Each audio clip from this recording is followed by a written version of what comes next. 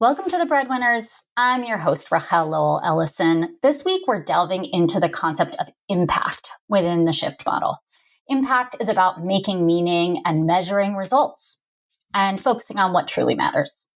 The pandemic was a wake-up call for many of us that prompted us to think about our life's purpose and our values. In 2021, a McKinsey study found that 2/3 of U.S. employees were actively reflecting on their purpose during COVID. People began questioning, does what I do matter? And meaningful work became more important than ever.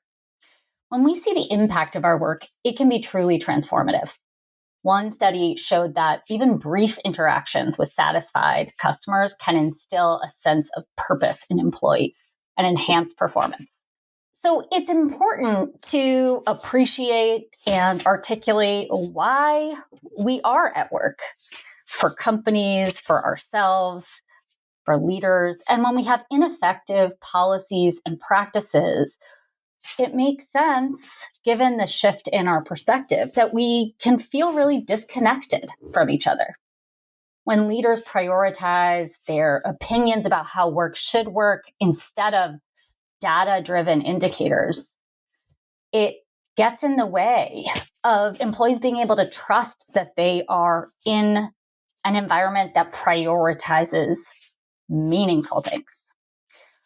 It's scary. I get it. Leaders are adapting too, right? And they need to sometimes stray from their comfort zones. When their gut is saying, this is the way we always did things, this is how I got to where I am, it's hard to say, okay, but the data actually says that that isn't relevant the way that it used to be. Today, we're joined by Massella Dukuly. She leads workplace strategy at Charter. She has extensive experience advising enterprises and startups. She has worked with 10,000 leaders globally at companies like Peloton, New York Times, and TED. She emphasizes the first step in making meaning, being transparent. Honest dialogue about expectations and purpose goes so far. Let's listen.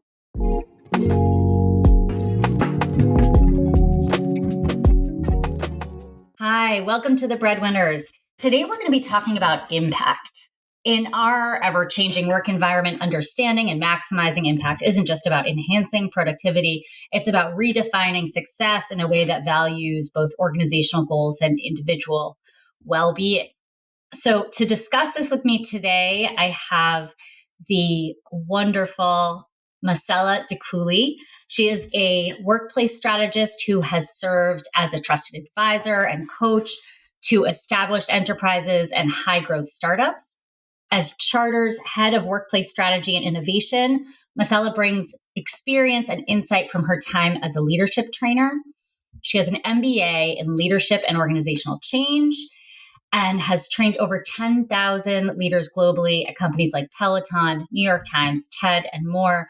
Massella has developed and contributed thought leadership to support a more scalable workplace in Forbes, Entrepreneur, Thrive Global, First Round Capital, and NPR. Massella, welcome.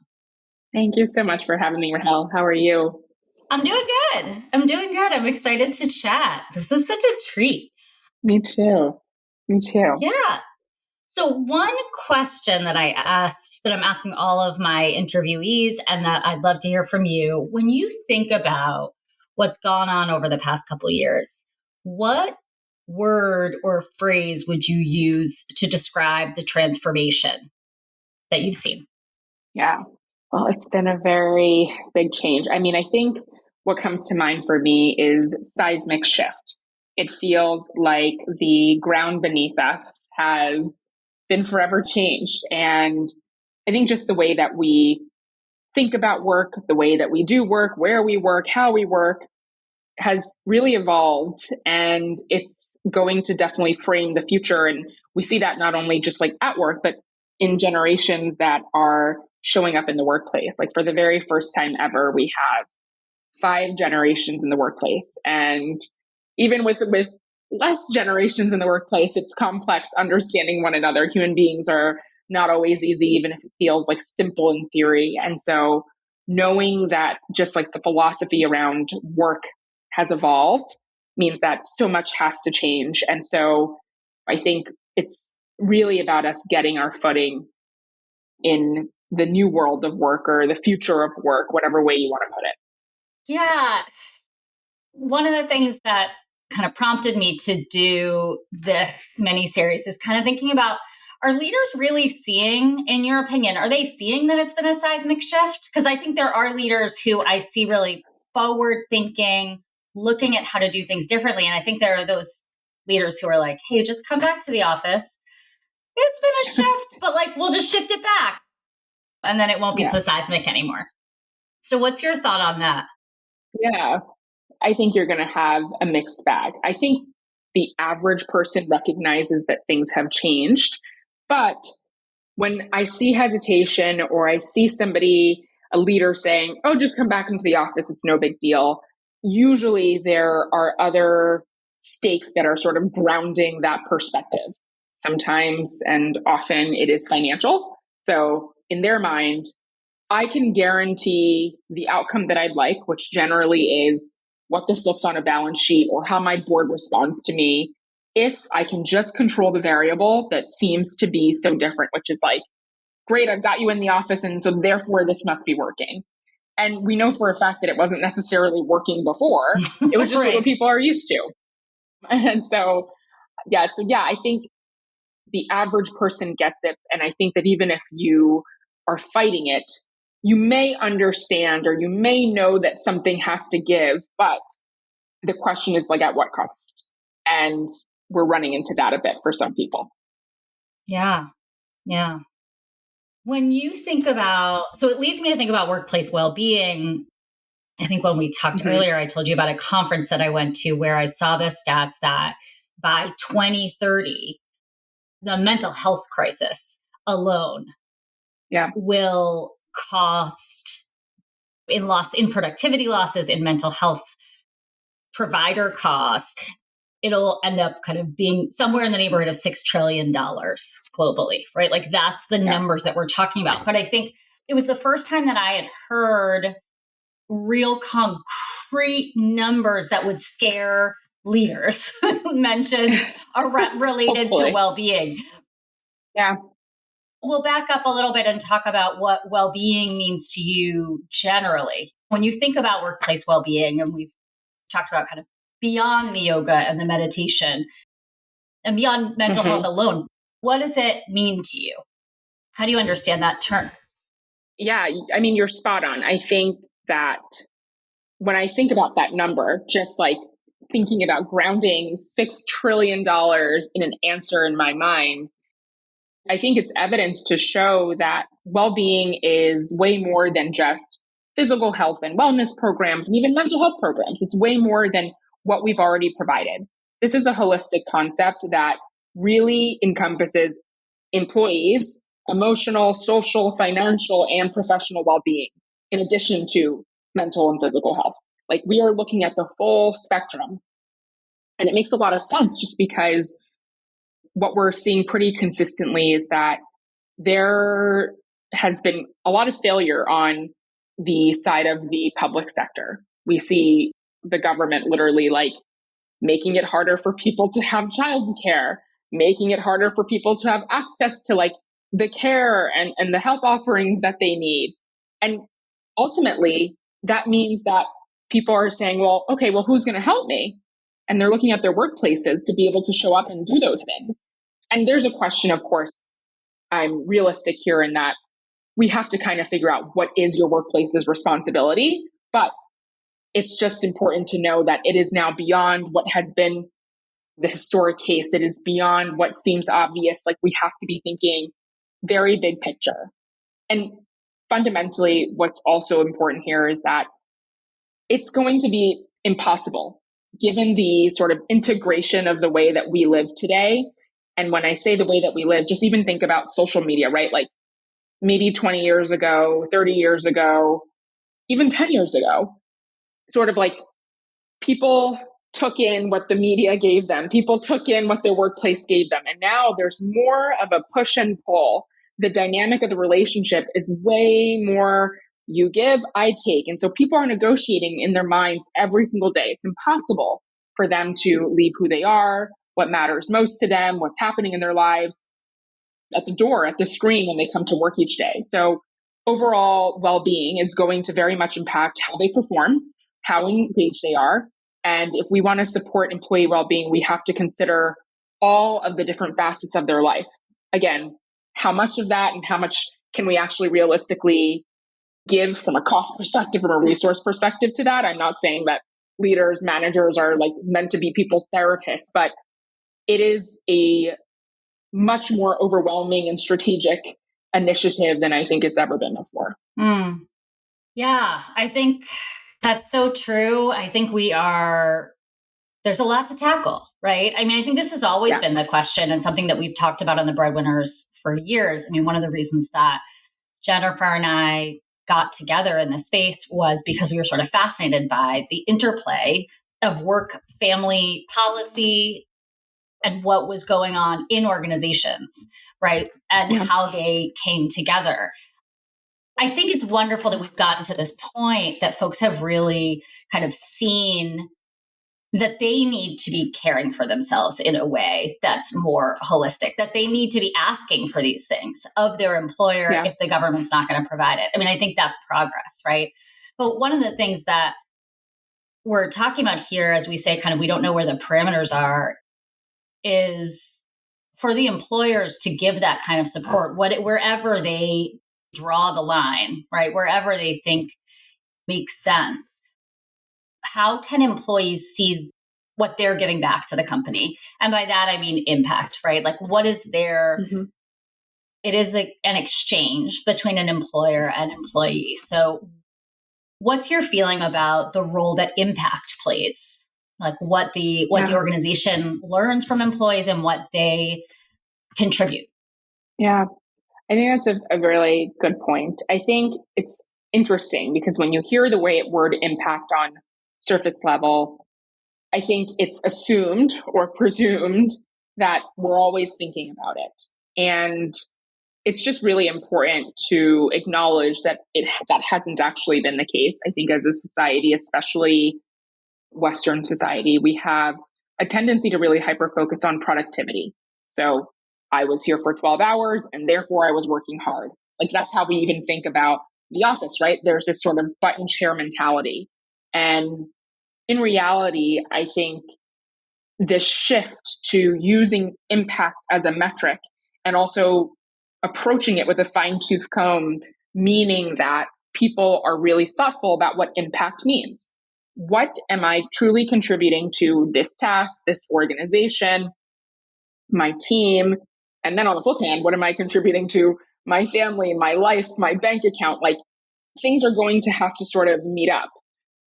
And so my view is that we have to kind of get out of, again, this productivity button chair mindset. And I think one real blocker to this is the fact that people have a hard time sometimes acknowledging impact in a meaningful way. It's really easy to say, I worked so hard, I did this, I did that, versus this amount of whatever it is. I spoke to 10 clients, and that's really the number that needs to happen. And I'm not saying we don't like reach for the stars and we don't do more, but I think it's time to get realistic about, for each person, each role at an organization, what is the thing that's actually going to set people up for success, and then give them the autonomy to be able to figure out how to get there.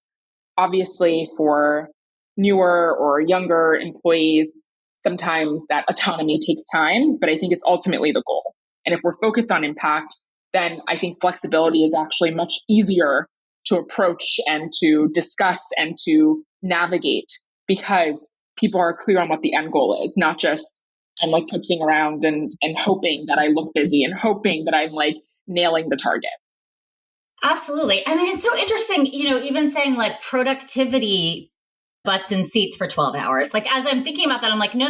Like those terms, people associate those terms all the time, but it's FaceTime, right? Like, it's not like they're using productivity and kind of FaceTime and presence interchangeably, because we've been introduced to this model as far back as like the factory floor, where like if you're sitting there, like almost before we look at how many shirts you've produced, we just want, you need to be there for your entire shift, right? Like you're doing your job if you're on the floor. But what we're trying to train leaders to do is we're doing it in so many different ways, but is to be able to articulate, like, what does it mean to have impact? And then, it's not just about measuring performance. It's also about this concept of like organizational solidarity, right? Like, are your people going to stay, or do they feel connected to your organization because they see that what they're doing actually impacts the bottom line, impacts the organizational goals? But it's like impossible. Like people really struggle to articulate this. Like, obviously working in higher ed and working across different disciplines and functions makes sense that, in a nonprofit environment, it's going to be harder to nail down what the impact is. But what's your advice to people around creating some clear measures and accountability around impact? Yeah. See, I mean, it's funny because I can acknowledge that it's hard, but I don't actually think it's hard. I think it's hard because of our mindset. I think it's hard because of the skill set that we might have around it, our capacity. But like, really, to me, this is about making the implicit explicit. And I've said this on probably tens of podcasts and in just as a source when people are interviewing me, different things. And like I say it over and over and over again. And I understand that people might be like, okay, yeah, like make the implicit explicit. But I'm like, no, really sit down and think about how many things you believe are just sort of like either culturally or from a goal perspective are sort of floating around and you expect people to kind of understand by osmosis. And that is a real blocker when it comes to getting people to really be able to understand impact. So as an example, if let's say we work together at an organization, and to me, it's important that a leader speaks up in meetings. And instead of making that clear to my group of leaders, I just speak up in meetings. And it doesn't help because I'm the CEO of the company. And so people are like, okay, like you do that. But it's not clear. Like we've not established a set of principles, a set of guidance to help people understand how to show up. And I think the thing is then people push back and they say, well, if somebody's good at something, I shouldn't have to tell them what to do. And I'm like, but that's BS. The fact of the matter here is that if you want to get some set of results, you should be very clear about what you're looking for. And I'm not saying, again, that you do it for them, but me saying to you, hey, Rachael, as a leader here, one thing that's really helpful is when we have team meetings, especially when there are other people present, is that you add in your perspective or you invite other people into the conversation. But what it does is like eliminates the time and effort that you have to spend trying to figure out how to be a good leader or how to lead a meeting well. And that's one example, but think about if we did that with everything. Hey, if you're going to like lead a great client call, these are the 5 things that you need to do. Right. And again, I like to allow people to have the autonomy to be able to take whatever they bring to the table. You hire them for a reason, but be autonomous, be thoughtful about the experience, and they can do as they please, but at least be clear about the end goal and get as specific as you possibly can. I think it just sets people free. So that's one thing, but even just doing a quick audit for yourself, when you start even questioning yourself about like, is this person doing this the right way? Or do I have feedback for them? I'm like, well, has it been made explicit? Or is it just something that lives inside of your brain? Or culturally, you've sort of learned because you've been at the company for 10 years. And does everybody have access to the same information that you have? And often, I don't think that that is the case. And even when you then think about inclusion, these are some of the barriers that truly prevent us from having inclusive organizations because only some people win. And there are many reasons for that. Maybe it's the relationship, maybe because they've been there and somebody that they know who's in the right position was actually explicit with them and told them, hey, you want to get ahead? You do X. Right. But if everybody doesn't have access to that, then like, what are we setting ourselves up for? 100%. And I'm so glad you said it again on this podcast because I just want you to say it again. Like, we need to keep saying it. We need to shout it from the rooftops because I think it is the biggest challenge. And I think there are so many, there's so many pieces that stand in the way. And one being that leaders might not agree on what their shared values are. They might have it down on paper. Yeah. But then when it comes down to it, and particularly, we were talking about flexibility and hybrid work. I mean, this has been the challenge all along is that leaders actually have different opinions about what they value and whether outcomes-based performance is enough, or if they really need to see the butts and seats for them to feel like a successful leader, right? But I feel like we need like all of these different functions to make the implicit explicit. And I kind of am, all of a sudden, as you were talking, I was like, we need like a culture translator who like walks around the office, who can kind of like document all of these things like AI, but like a human who can actually like intuit and see. I mean, we were talking before when we first met about your experience with Life Labs Learning and the hybrid audit. And I know that's not where you are now, but I was raving about it because at Harvard, just looking at this document that was so comprehensive, where you're really kind of being specific about things that people don't even think, it doesn't even occur to people to be specific about. So how do we kind of get organizations to kind of do not just an onboarding manual, which in and of itself seems to be really hard for some people to do, but like really document. Onboarding is basically an extension of saying, here's what we're going to make explicit, right? Like, here's what you need to know as you come in here. And so if they're not doing that well, otherwise it'll be hard for them to do it in an onboarding manual. But I think that's one place. I think, what else do you think leaders should be doing to kind of move that process along? Yeah. I mean, I think that a large part of all of this, or a large piece of the puzzle when it comes to being successful, is understanding that this has to do, like, this whole process is going to rely on co-creation. So yes, you can have a leader sit down, do an audit, and that's amazing. But it's also going to be up to them to invite the thoughts and opinions and perspectives of their teams into this conversation. I think having that feedback loop is going to be really helpful in determining what needs to change, and also like will help you change things more quickly and more effectively. And again, another example here would be, let's just say we're starting with meetings. This is not just about you as a leader sitting in a meeting and saying, okay, I've got like my audit list of 10 things that I would like to make more implicit. Like, what I actually want to understand is what's clear to everyone and what's not. And you'd be surprised by the responses. The things that you think are so obvious, people are like, I never understood why we did that, or I don't understand the purpose of it.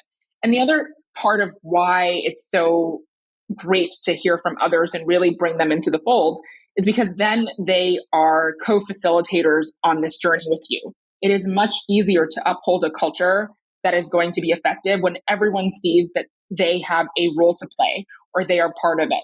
So invite people in, like get them to, okay, I like this, or we like this as a team, this thing is working. And if it's not working, here's something that we want to try as an alternative, or here's something that's going to be more useful. I just think that that buy-in piece goes a long way. And like we see this in our personal lives as well. I mean, an example for me personally right now, so I'm pregnant and we're having twins. Congratulations. Oh my goodness. Thank you.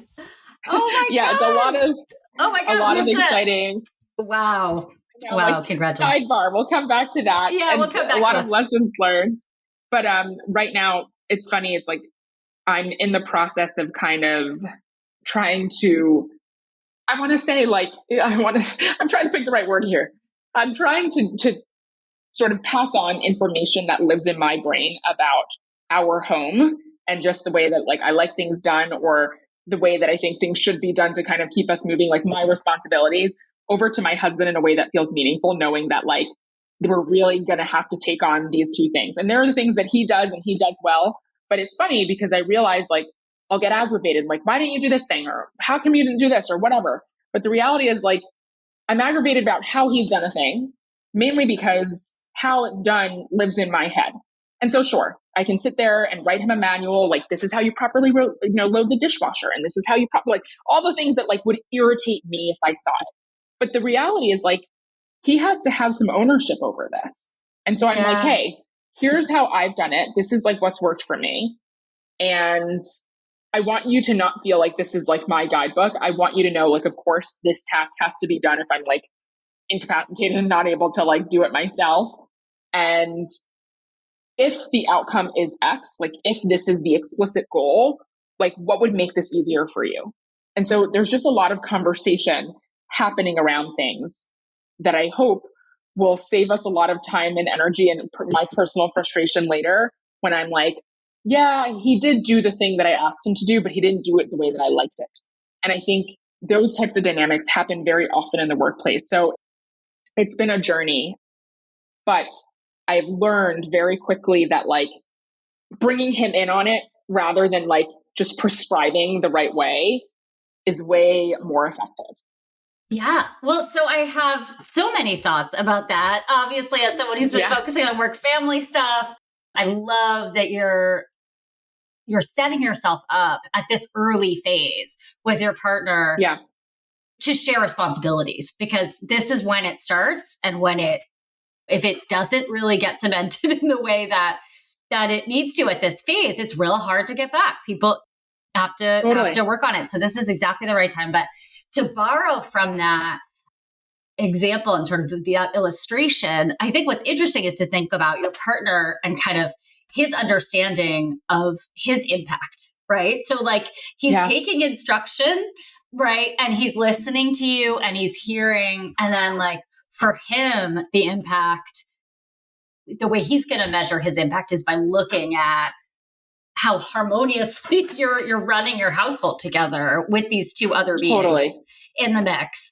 And pets, if you have them, but how that's working. And he's going to know you have a shared and probably, if not explicit, pretty implicit understanding of you want to create a successful family life together. So I think there's just that two side. I love kind of what you're describing as the employer having to say, okay, here's some parameters.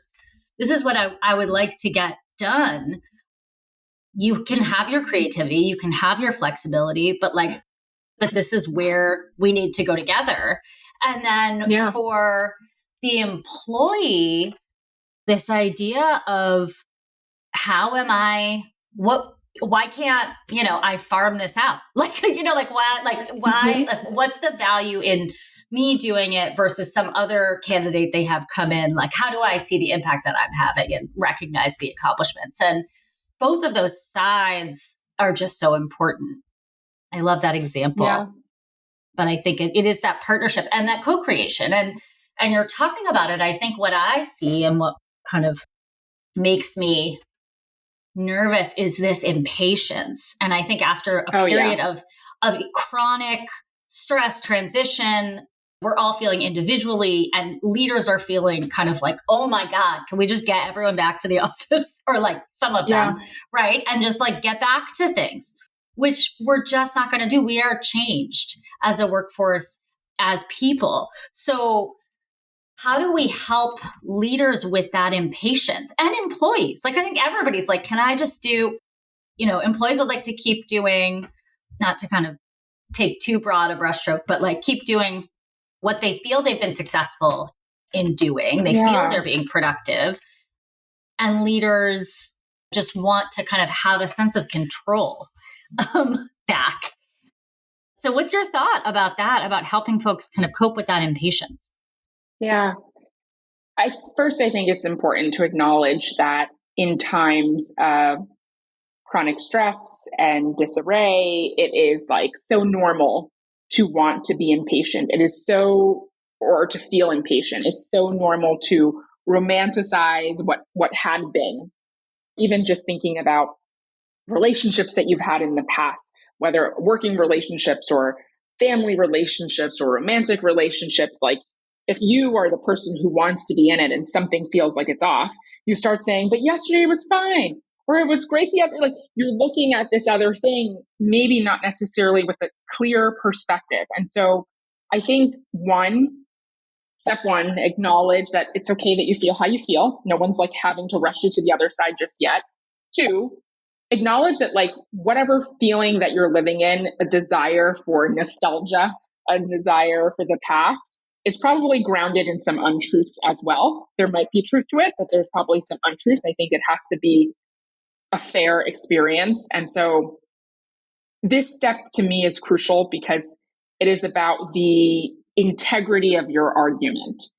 I think it was recently some exec at Amazon, I want to say, came out saying like, we got to get people back in the office. And I don't really have the data on like why, but I just know that it's better. And it's just like, come on. Yeah. It's so lazy.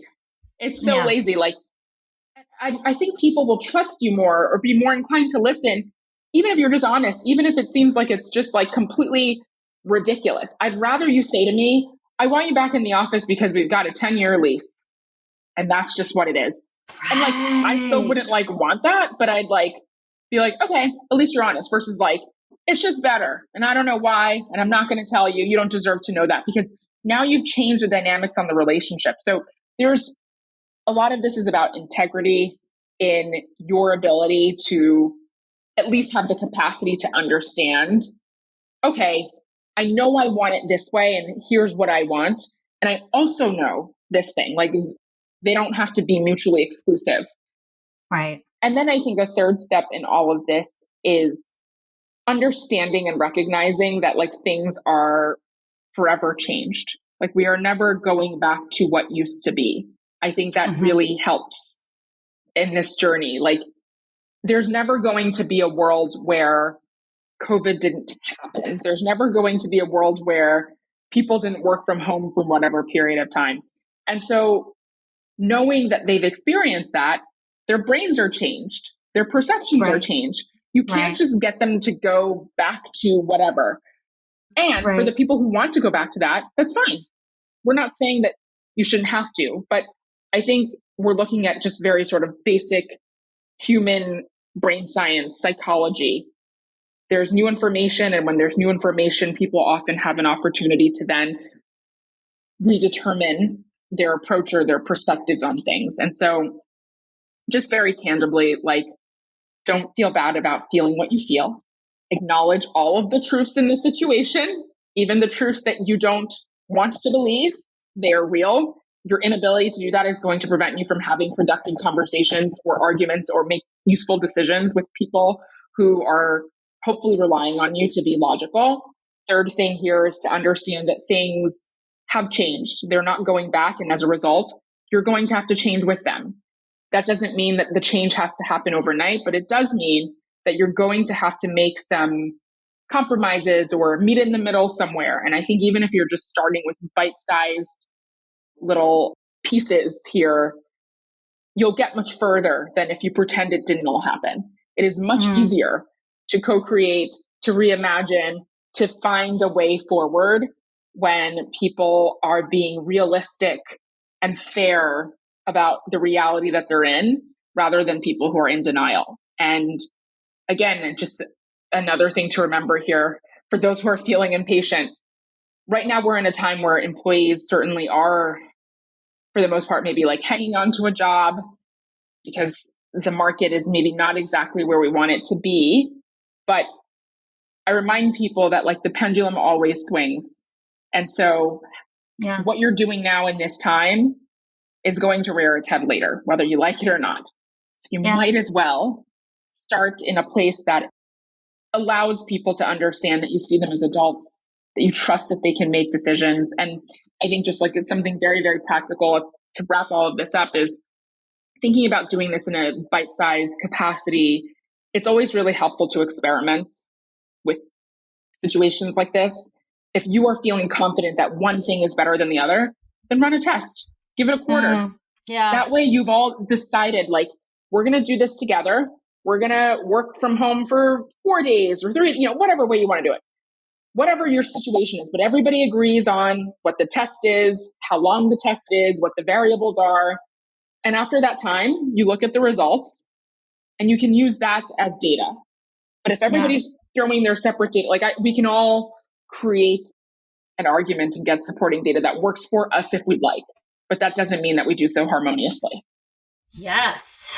Yes. I completely agree. I think that leaders, it's interesting, as you were saying, everything that you were saying, I agree 100%. And I can hear the leaders that I've worked with, particularly in certain settings, responding to accept that things have changed irreversibly with like, no, they haven't. And I really think, I think I heard leaders really talking about the pendulum switching, just as you're saying, like folks are going to go back into the market, into the job market, kind of the opinion of like, well, then they'll come back in. Like, I feel like we're always going to have the upper hand. And I think there's always going to be that resistance, but I love the advice you gave. And I also think it's so much bigger than that. Like, I mean, leaders, it's almost about leaders understanding that they can let go and sit with certain things that make them uncomfortable. And their organization's still going to be there tomorrow. And they're still going to make money, or they're still going to accomplish their goals, right? But that discomfort, I think, is so scary. Totally. That's kind of the first stumbling block. I think it's great what you've outlined. And any lessons broadly, anything that Charter is focusing on that leaders should be focusing on as we go forward? Yeah. I mean, for us right now, we've got 3 major fascinations at Charter. And for those of you who aren't familiar with us, we are a future of work media and research company. And so our content is really there to support any leader in their ability to help create a workplace where all people thrive. But the 3 like fascinations and focuses for us, especially going into 2024, when you think about what's going to make the biggest impact, 3 major things. The first being AI and work, the second being innovations and inclusion, and then the third is flexible work. And when I think about those 3 areas, I think honestly, overarchingly, the theme that I have, or the takeaway that I have, is that flexibility, holistic flexibility, not just like where we work, is going to be our key to success in the years ahead. We need to understand that flexibility is a continuous movement. It's not just a specific event. And so if I'm getting more in detail here, just to paint the picture a little bit more, usually when we hear the term flexibility, we're thinking again about location, or whether you're, in a hybrid situation or not. But really, this is the bounds of how we think about everything. So for example, when you're looking at benefits today, pretty historically at most organizations, people look at things like your 401k and your regular healthcare and dental and vision. But we live in a world now where people need different things. They have different issues on the horizon, different areas where businesses can help and support. And even just flexibility and like allowing people to decide which benefits they actually need or want to benefit from. Even like as simple as when you think about, let's say an organization was going to do like a student loan repayment. Well, what's happened or been passed in Congress, like not too far off ago, is like student loan repayment. And so, yeah, that would have been great maybe 2 years ago. But now maybe those dollars would actually be more useful if you put it towards like family planning in whatever form that somebody might actually need them.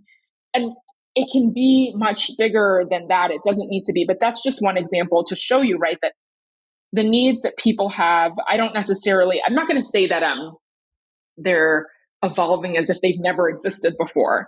But I think if organizations really want to truly be competitive, not just right now when things are like, when the going is tough, but truly competitive when like you really need to be, and truly competitive when you look at the legacy of an organization and like how they showed up for their people, what they look like. Know that your people are they're part of your board, they're your stakeholders. What does it look like? What is going to make people want to come and work for you? You want to think about like, what flexibility can I really offer people on a holistic level? How can I make it easier for them to show up be productive, be engaged. And so you're thinking about the big picture in those boxes. And then when you think about, let's say, just the impact that AI is going to have, I just think for me, it's about understanding that we want to be able to like use this tool, this technology in a way that's going to benefit us. And benefiting us doesn't just mean like, great, we get rid of all the people. You've got smart, talented people who have skills, particularly social skills, emotional skills that the technology just cannot replicate. And even when it seems that it can, you want to be able to trust that like your outcomes are going to be what you need them to be. And so setting them up for success, training, thinking about what it means to have like an organization that is focused on or are grounded in skills rather than just like roles or titles in the way that it has been in the past. Just overarchingly, flexibility is going to be the name of the game. Flexibility is king here. And we're going to have to be really thoughtful about how we outline that and how we make it flexibility accessible to all of our organizations and our employees. Agreed. I love that what you're covering here, what you're nailing down, whether it's trying to encapsulate it, but you're really talking about the kind of honest, candid conversations that leaders and employees need to be having about, just kind of brings me back to the part of our conversation where you were talking about Amazon just being able to say, I want you back in the building because I have a 10-year lease. Like to be able to talk about what we're really like, making the implicit explicit and really naming why we're doing things and kind of promoting autonomy and kind of equity and equality in the dynamics between employees and employers. So I think that absolutely is great. Massella, we could talk for so long. We could talk about trainings. We could talk about your pregnancy. We could talk about like a million things, but I'm just going to say thank you for joining me today. Thank you. Privileged to have you, and look forward to next time post twins reconnect. Okay. Absolutely. Thank you so much, Rachael. It's been a pleasure to be on Breadwinners, and there's much more to talk about. So part 2 in the making. Definitely. Thank you. Thank you for joining us on The Breadwinners. A big congratulations to our guest and mom of twins to be, Massella. You can find a link to her work in the show notes. She also helped create the hybrid work playbook that we referenced from Life Labs Learning, and there's a link to that too.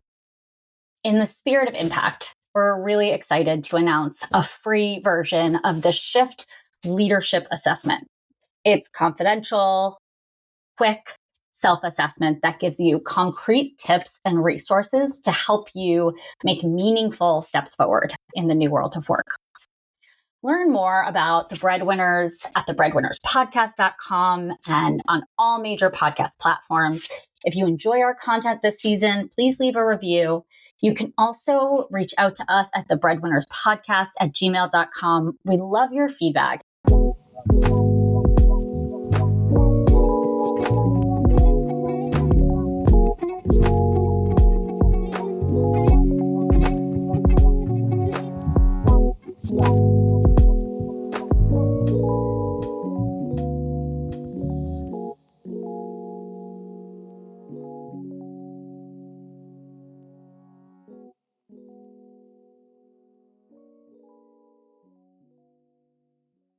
This podcast is part of the Sound Advice FM network. Sound Advice FM, women's voices amplified.